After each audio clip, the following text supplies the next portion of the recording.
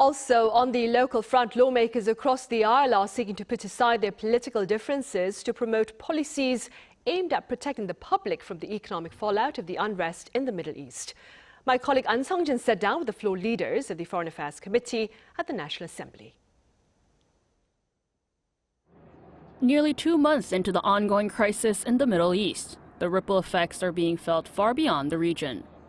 In Korea, the prolonged instability has begun to impact the economy and a wide range of industries.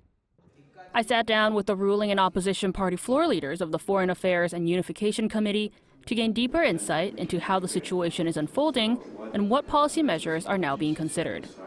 One key priority emphasized by both sides is mitigating the economic shock. Alongside stabilizing crude oil supply chains, there has been a strong push to broaden import channels and over the long term accelerate Korea's transition toward renewable energy.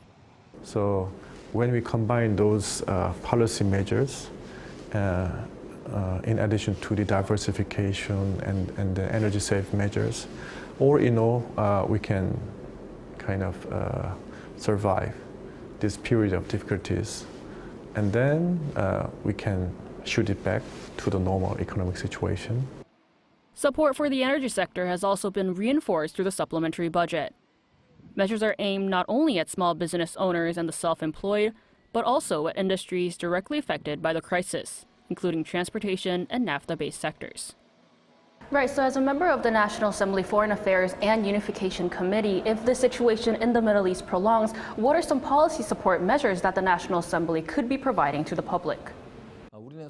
Broader livelihood support is also intended to help stimulate domestic consumption. But in the long term, as an export-focused nation, we are a highly energy-dependent economy, so we eventually have to accelerate the transition to renewable energy and the transformation into an electricity-driven nation. I believe that structuring legislation and policy is absolutely necessary.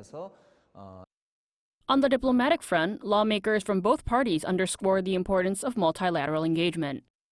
The Foreign Affairs and Unification Committee has maintained ongoing communication with Gulf states, including meetings with their ambassadors, while also continuing dialogue with both Iran and Israel. Our greatest strength is maintaining good relations and leveraging these strengths to ensure that our diplomatic capabilities secure the safety of our expatriates, trade, and most importantly, national interests. But they also stressed that the cornerstone of Korea's response remains its alliance with the United States. So even though under President Trump, we must try to strengthen our alliance with the United States, at the same time, we must try to have more flexibility or more strategic flexibility in preparation for a new world.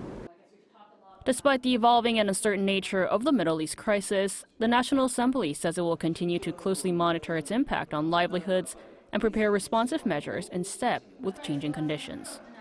Ahn Sung-jin, Arirang News.